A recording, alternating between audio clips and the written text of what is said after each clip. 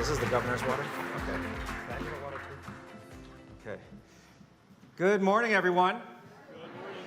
My name is Yongpradit. I am, like Maria said, the Chief Academic Officer of Code.org. I'm based in Silver Spring, Maryland. Any Marylanders in the house make it up to North Dakota? Okay, all right.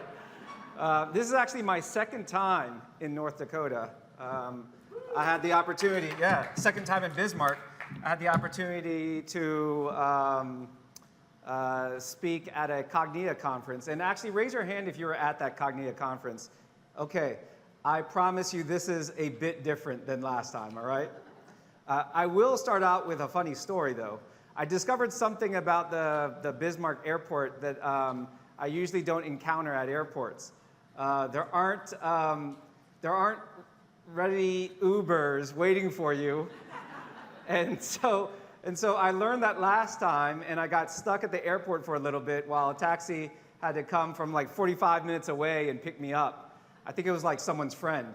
But I did order a car this time, and I got to travel to Abraham Lincoln State Park, which is just beautiful, and I got to see the sunset at those blockhouses. Absolutely beautiful. You all have a beautiful place, and I love being able to see, even now, being able to see for like miles and miles and miles. It's beautiful. Today I'm going to talk about AI opportunity and anxiety. And if you're like me and you just want to actually skip ahead to the good stuff, you can actually go to that bit.ly link and access my slides, bit.ly/NDAI Summit. Very easy to remember, lowercase. And in fact, if you want the actual download and you don't even want to bother with the Google Slides, you can just follow me on LinkedIn where, oh, you know what? I just realized I did not press return on my LinkedIn post. Okay, well, in a sec, when I get back to my computer, I'm going to press enter, and you're going to see the slides and some of my key points from this presentation as well. But do follow me because guess what? I post a lot about AI and education, and if you want to know about that, and you want to know about what other people think, follow me. So I want to start off with my why. Like, why am I in education and why do I care about AI? Why am I in education? It's very simple. It's because of kids like Neiman Hayes. So Neiman was a very truant student. Sometimes he wouldn't show up to school at all, and if he showed up to school, he would show up late. One day he was late to class, and I saw, due to my attendance system, that he had been late to the first 5 periods. And so he showed up to my class at the end, and I asked him, like, Neiman, like, if you're going to miss 5 periods, why not, like, what's going on here? In my head, I was thinking, like, why come to school at all? And he said he just loves computer science. And he loves what we do, and he found it very relevant to his life. And obviously, he entered the military, became a cybersecurity expert, started working for Centene, and here in this LinkedIn message, he's telling me that he got an offer to Amazon. So he's doing quite well now. And so my why for education is kids like Neiman. There are kids like Neiman in all of your classes if you're a teacher. And if you're a teaching influencer or education system influencer, if you're part of DPI, you're also doing the same thing. There are kids like this in North Dakota right now who, if they had an experience learning X, Y, or Z, in my case, computer science, it would change their lives. So that's why I'm in education. Now, why am I so interested in AI, and why is AI such a buzzy topic, not just for education, but for the world? It's because of this idea of augmented intelligence. Now, as you know, AI is artificial intelligence, which is very broad, and we're going to get to a definition about AI in a sec. But what's so exciting about AI is this idea of augmenting intelligence. In fact, if you're in education, that's why you're kind of in education, to make kids smart about something, maybe physically smart, emotionally smart, socially smart, smart about computer science or math or English. And never before have we had an AI. By the way, we've had AI for many decades, but never before have we had an AI that was so accessible and so relevant to what we do as educators. Not only is it relevant, though, but it's also disruptive. Not only is it disruptive, but it could potentially, if used improperly, actually short-circuit the learning experience and actually derail the learning that from what I've heard from Governor Burgum and that keynote this morning, that North Dakotans have been doing and trying to inculcate in students for a while. So how do we use AI to augment the intelligence that we're already building in our students and not, again, short-circuit the learning process? We're going to talk about that today. So my main points.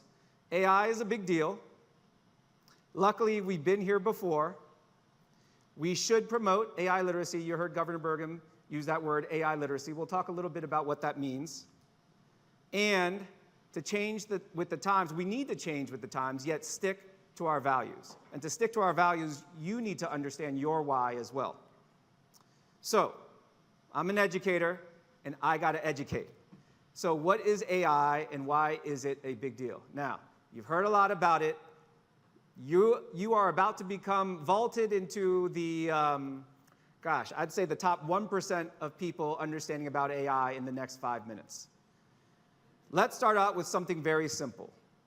This is an example of pseudocode, which is fake code. It's not real. It's not an actual programming language, but it's actually very close.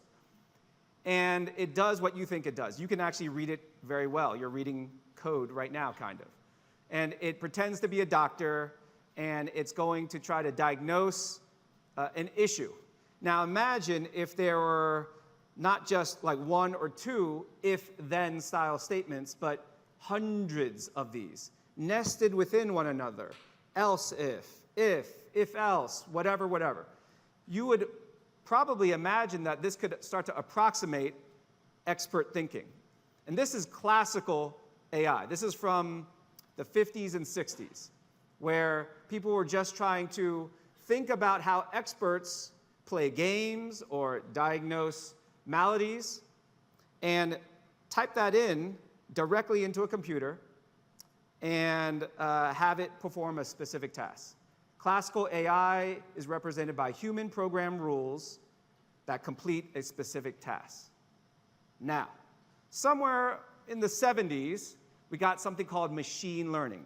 And people decided, you know what, this whole human programmed rules to perform a specific task thing is not really getting us where we want to go with artificial intelligence. It really doesn't do much. It only does one thing, and just that.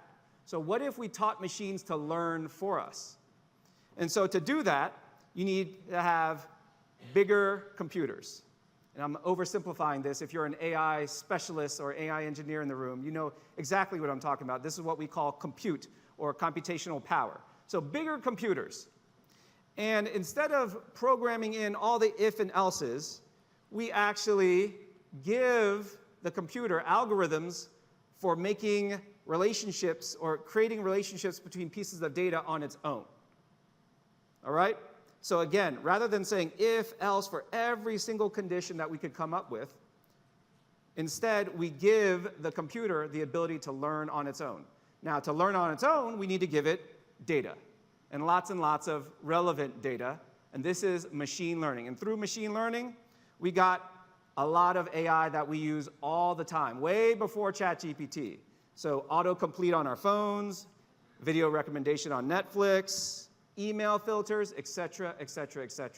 And finally, actually, Apple just announced last week that Siri would actually get better. And this should have happened a long time ago, but we're going to actually have a Siri that can do a lot more than have us repeat the same statement over and over again and not get anything for it. So that's machine learning. Now, after machine learning came something on top of machine learning, which we call deep learning, which is basically a magnified machine learning. You give it more compute power. You give it better algorithms for making relationships between lots and lots of points of data. And you give it all the data on the internet. And out of that, you get large language models, the ability to create a model of all of our language, whether that's Shakespeare, whether it's the latest authors, or even media on the internet. And so with these large language models, we have something called generative AI, a very different type of AI that can now generate text based off of models of language. You tell it something, And based off of its understanding of language, it will spit something back at you. But you have to remember this. It is not a search engine. There is no proxy for fact inside the large language model. In fact, it just understands language, and it just wants to spit back at you something that makes sense, but not something that's necessarily factual. And for you who've used probably things like ChatGPT or Copilot, you're looking at this and you're like, wow, this is pretty good. That's because you're the fact engine, and you're the one deciding. Now, what happens if a kid hasn't learned everything that you've learned? What happens if a kid is learning something for the first time, in fact? Are they going to be able to evaluate the output the same way you do? So it's actually very different between industry, between educators like you, and between students, how we might use generative AI. You can't just give it like a blanket approach. And so we know that generative AI can create many things these days: text, images, videos, music. But there are issues. And these issues arise because of what AI is. So now you know why we see the issues we see. So why is there bias in AI? Well, that's because we're pulling data from the internet, and guess what? People on the internet are biased. Go figure. Now, why are there transparency and explainability issues? Meaning, like, why don't the folks at OpenAI, why can't they even fully explain how their chatbot is creating output?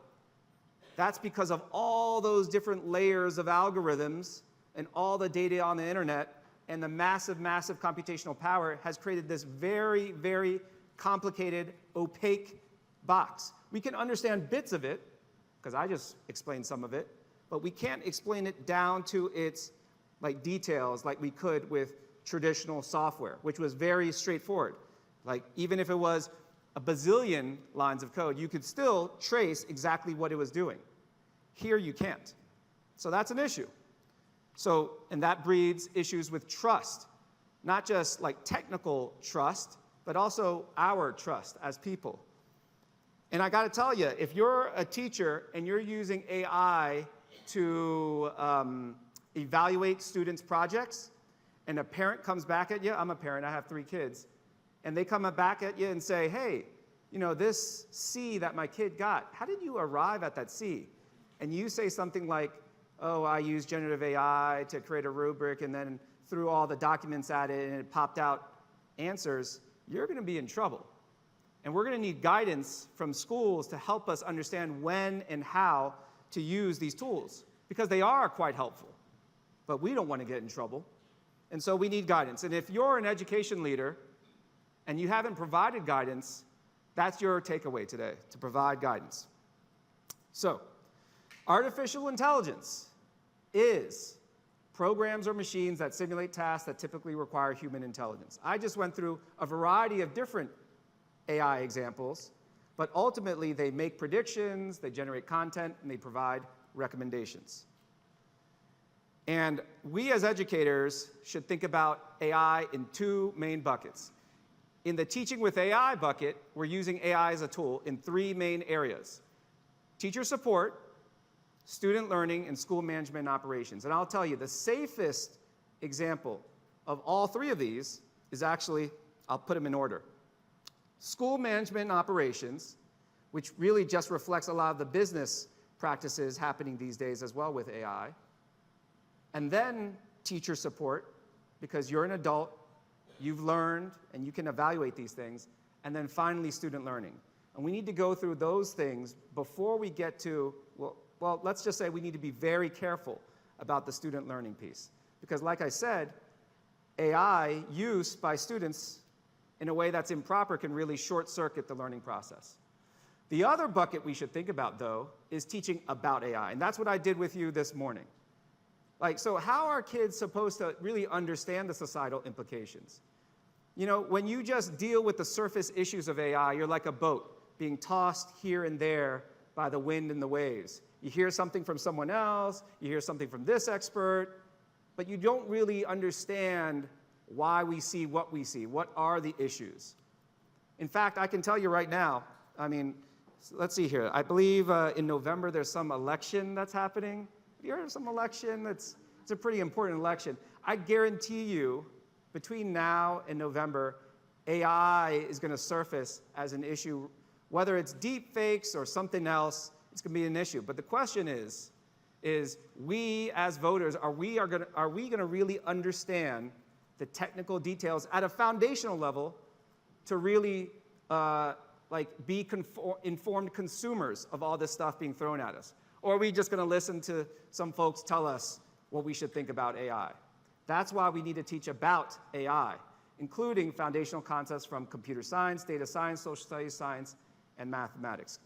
Guess what? There were people 20 years ago when the internet well, 20, 30 years ago, when the internet really started making its way into education, that thought, this thing is just a fad. It's no big deal. We'll just continue doing what we're doing. And schools didn't take the time to really teach kids what the internet actually was. It didn't really make sense because it was just this high-tech thing. Guess what? We've been living with it for 20, 30 years now. I think it's about time that every kid starts to learn about the internet. The same thing with AI. And I want to remind us that we've been here before. If you were a teacher in the 70s, you might remember some of the calculator wars, right? And there were pros and cons about calculators. Some of the pros were that, well, actually, let's start with the cons. Some of the cons were, hey, what happens when the batteries run out?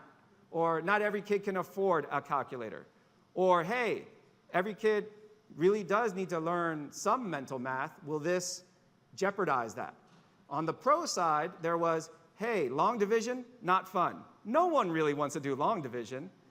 So if we can get rid of long division, maybe we can engage with math problems that are more relevant and real. And overall, I would say that calculator use was a positive thing. And we are still okay. We've survived as a society. In fact, we've done pretty well as a society in terms of our math knowledge and expressing it. And so when you have statements like these about calculators from back in the day, you can see how the same statement can be reflected with AI these days, right? Here's another statement as well. One of the important uses of calculators is to enable children to solve more interesting problems and to work out long division, which would otherwise discourage them. Cool. One of the important uses of AI is to enable children to solve more interesting problems and to work out scenarios which would otherwise discourage them. This is our opportunity to make learning more relevant, folks. So what do? We need to promote AI literacy. What is AI literacy? Don't worry, you don't need to take a picture of this in a second. Well, again, bit.ly/NDAI Summit, or just visit my LinkedIn later. But it's understanding how AI works. It's using AI responsibly. It's recognizing its social and ethical impacts and understanding its benefits and risks and how to mitigate those risks. If someone ever comes up and just tells you about the risks of AI, raise your hand and ask them how to mitigate those risks. Now, I'm not going to actually get into the details of the benefits and the risks and all that because you're going to have multiple speakers on this stage today talking about benefits and risks and other things, and I'm going to save something for them. But I am going to conclude with a couple key points. We need to adapt, folks, but we also need to stand firm. We need to not worry about the reflections of learning or how learning is manifested or the actual assessment of learning. We need to focus on the learning itself and understand that the assessments will change. For example, I used to do this thing where I'd have kids create a program and then write a reflection about it and what they learned about it. Here's the problem. With generative AI now, not only can it create the program or create an essay, it can actually do a pretty good job of writing the reflection as well. And with Apple Intelligence and other companies kind of putting AI into all of our personal accounts, it will be able to even reflect us in a personal way that we don't even know how to do. Like, it'll be able to pull from all these different things and write a personal reflection that's more personal than I could. And even when I look at it, I might get some insights into myself. And so we need to rethink how we assess. And we need to do that by understanding why we're teaching kids what we're teaching them anyway. And be flexible and understand that there's this core that doesn't change, but outside of that core, there might be a lot of changes. Things might be emphasized or de-emphasized. For example, with coding, we're going to have to emphasize testing and debugging and evaluation. But the writing of code, not as much. So we need to adapt while standing firm. And to do that, you need to ask yourself, what is your why? What is your why? Why do you teach what you teach? I met a biology teacher, or really he's a teacher of many subjects, because in North Dakota, I know that schools are a little bit smaller and you have to do a lot of things, right? Well, why do we teach what we teach in biology? Do we have to teach everything that we're teaching? What changes in an age of AI? Should we be teaching computational biology, in fact? These are the things to think about. So with that, please visit teachai.org. I lead this initiative called teachai.org. North Dakota is a part of it, a very avid participant in it. In fact, I've been on stage with Superintendent Baszler like multiple times in various states. Actually, Superintendent Baszler and DPI are going to be receiving an award. Did you all know that?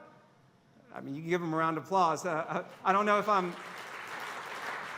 Yeah, they're going to be receiving an award for innovation at the Education Commission of the States Conference in July.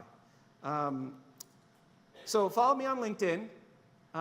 And without further ado, we're actually going to bring back Governor Burgum for a Q&A here, a fireside chat where Governor Burgum and I are going to talk about AI and specifically North Dakota. Governor Burgum, thank you again. Let's give it up for Pat. Great job.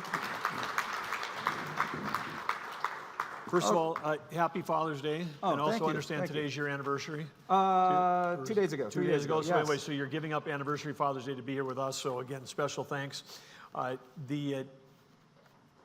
You've been, first of all, gratitude. You've been a thought leader, policy impactor, change maker. You've been on the front edge of all of this for over a decade. Now we've got sort of the biggest opportunity, the biggest challenge with AI. What is the question that you get in fireside chats that's most irritating to you? Oh boy, I know. I'm gonna have to. Oh yeah, will AI replace teachers? And I'm thinking, do you want me to answer that? Yeah, please. Yeah. Okay. Okay. So there are so many reasons why AI won't replace teachers. Let's just imagine. Actually, there's this thing called reductio ad absurdum. It's a logical argument. I hope logic makes a return in this age of AI. But where you take something to the extreme and show that it doesn't make sense, therefore the premise doesn't make sense. So yeah, will AI replace teachers? Let's imagine that AI is amazing. And it's robotic, too. That still won't replace teachers because we have parents and we have unions. And there's no chance that parents are going to allow some robot that's still awesome teach their kids. And because, schooling is much more than just relaying information. And then in terms of, obviously, unions are going to put up with it anyway. And so basically, institutions won't put up with it. And so asking that question is kind of silly. I think the way I answer it usually is just, we don't need to worry about AI replacing teachers. We need to worry about teachers who understand how to use AI replacing teachers who don't. Good news. No one's being replaced. That's good news. Yeah. One of the things you brought up is bias, because in these large language models it can be in there. But when we've got humans teaching, and take some of our elite universities, for example, there's a lot of concern that there's a strong bias at those things. So how is AI different than humans? Because if everyone's already got bias, teachers are teaching with bias. AI fits in it, might have some bias.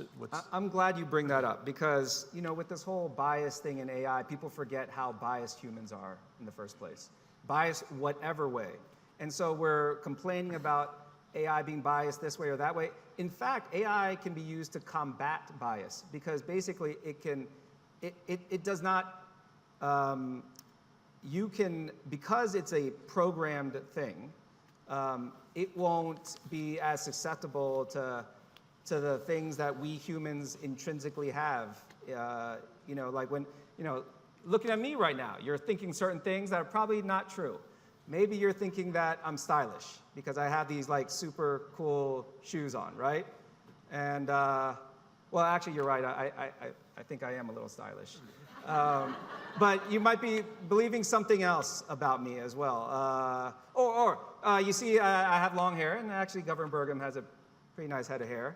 You might be thinking that, I don't know, we're kind of like two loose dudes, and I'm from California, right? When in fact, I'm from Maryland. I'm actually from a pretty conservative area, and my hair length has nothing to do with like my values.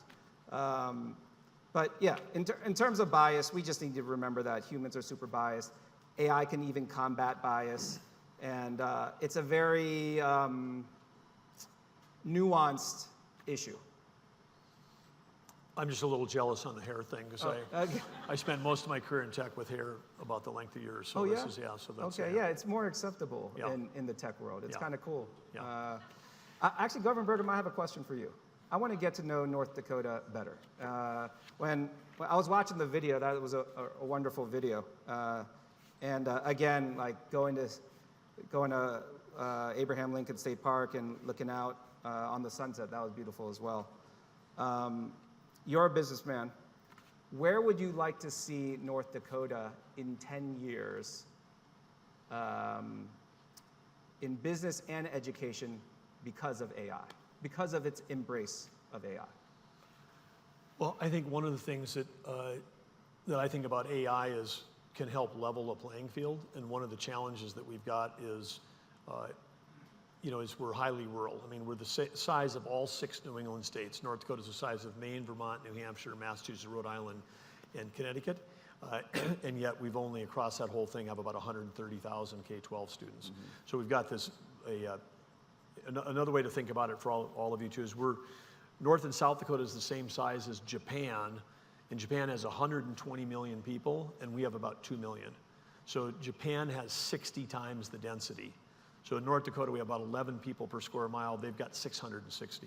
So it means there is just a rural nature to ours, even when we got metro areas like Bismarck, whatever, but AI is available to everybody. I mean, the AI that you're going to talk about here is going to work in our smallest school and it's going to work in our biggest school. So, and it's going to be priced in a way where there's no price disadvantage for that rural student versus the other. So I think where before, I mean, if like, you wanted to go to a bigger university because they had a bigger library. Well, and because then you could get access to information. Well, now you can have access to all the world's information on any device, anytime, anywhere, in any location. So it levels the playing field. So I think it's exciting for North Dakota because it takes away some of the disadvantage that a rural might have. And I think the other thing is that I think that North Dakotans have always had sort of an innate curiosity. I mean, we think about some of the biggest companies that we've built in our state have come from, like, Melrose Bobcat or Steiger have come from a farmer I got a problem and I need to try to solve it. So they come up with a unique thing that they've built in their own shop with their own hands, not because they went to MIT or whatever. And then these become, companies like the Bobcat's got, when I had people working for me in 120 countries, I used to keep track of every country I saw a Bobcat in. I mean, you'd see them, you'd see them out in front of the Kremlin, you'd see them whatever, you'd see them, you'd see them in China, you'd see them everywhere around the world. They had the highest market share, and it started by a couple of farmers here. So that curiosity, because with one of the transformations in teaching is teachers have been, we talked before about the sage on the stage versus the guide on the side. Well, it's going to be tough to be the sage on the stage when the student has got access to all the world's experts. They just have to learn how to ask the question. And so I think that how to teach people how to do great queries, I mean, how to interact with AI, how to ask it the question and then keep asking it and keep asking it, because it never gets tired. You can keep asking it. It doesn't be like, oh, please, like parents, like, oh, when a kid's 5 years old and they ask you 20 why questions in a row. AI doesn't get tired. You can keep asking it all the stuff. So I think that we have to shift towards teaching curiosity, and we've got to shift towards, who can ask the best query. And this is a personal thing for me, because 20 years ago, without knowing that AI was going to arrive this fast, when the internet was beginning and devices were coming, whatever, and the tech guy, I used to tell our 3 kids when they were little, I'm dropping off at school, I wouldn't say get good grades or behave, I'd say ask good questions. Ask good questions. When they come home at night, I didn't say, oh, did you get an A on your test? I'd be like, what was the best question you asked today?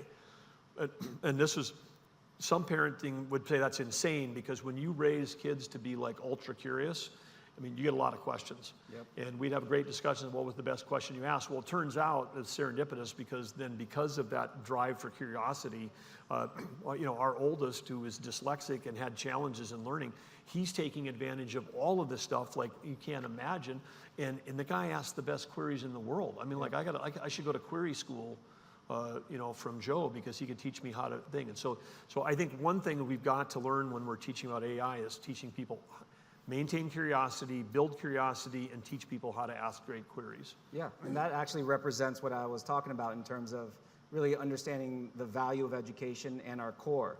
So if I asked you all to create a mission statement, like 1 to 2 sentences about education, it wouldn't be about grades or maybe not even about particular subjects, but it would be about preparing students for the future, to innovate. It would be probably about being lifelong learners and being curious. And these are the things that we need to stick to while technology is changing all around us.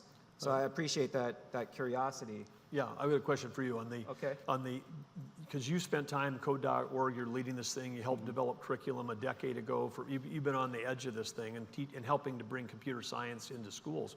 But we've got a tool that can code. Yeah. Okay, it can code, and it speaks 26 languages, and for many cases it's so cheap I think of it as free. It's like this free thing. But from a computer science background, how do we have to shift how we think about computer science when AI can code? Yeah. And what do these folks need to know about? Any computer science teachers in the room? Some of you all? Okay. One brave one back well, there. Thank you for teaching computer science. So a lot of computer science teachers are kind of concerned. They feel like this is, like a lot of English teachers, in fact, they feel that AI is an existential threat to what they're doing because of its ability to code. Now, in reality, there's much more to computer science than just coding. There's understanding how the internet works. There's all the data science stuff, which is kind of AI anyway. There's even understanding the societal impacts of computer science. So coding is just one aspect. Now, it's a very important aspect. What's changing is not actually any different than what's been changing over the last decade anyway. There was a time when a lot of us learned how to code by typing in commands, and if we got a period wrong or we spelled something wrong, the thing didn't work and it blew up, and we had to spend 15 minutes figuring out what went wrong, and it was just a missing period or a missing letter. Well, since then, educators have used this block programming language, which code.org uses, to really reduce the syntax barrier. Generative AI is kind of like that as well, but magnified. And so basically, it reduces the barrier of coding, because coding is just a medium we use to instruct computers. Now we can go from idea a lot quicker to product, which I think is a wonderful thing for computer science. And in fact, I think it's a wonderful thing for businesses in general, because now you're going to see more software being created, and you're going to need more people with a more basic understanding of computer science to take advantage of these tools and use them well. Governor Burgum, you mentioned farmers. And I know that agriculture and energy is a big deal in North Dakota. These are big sectors. And I know that farmers are actually well positioned to think about scale and efficiency. How do we prepare students to enter sectors like agriculture and energy over the next 10 years? Is it any different than what we've been doing over the last 10 years?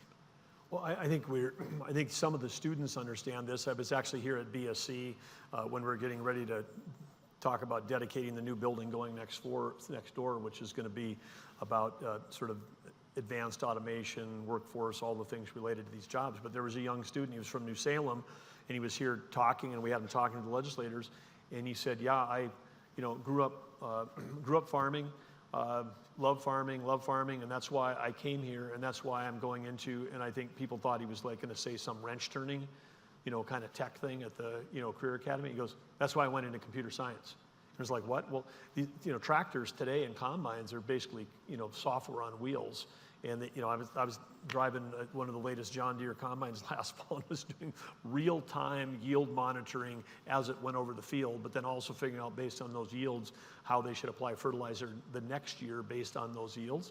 But in real time, I mean, you could see it going up, the bushels per acre going up as you're flying down the field. And so it's amazing. And then the young people understand that.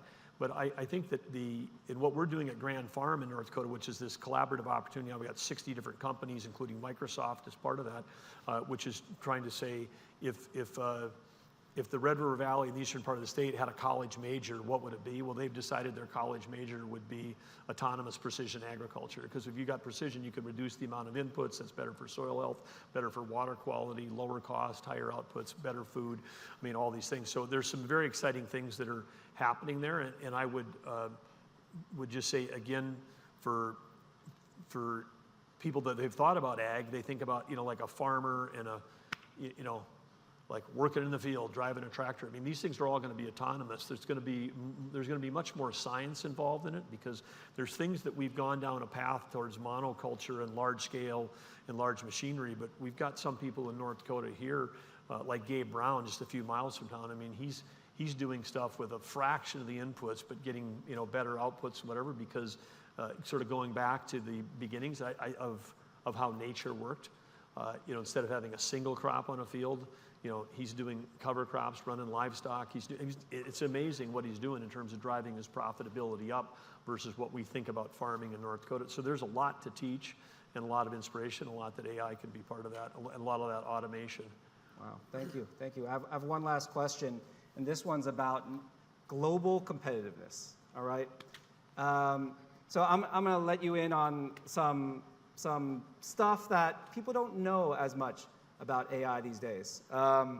So there are big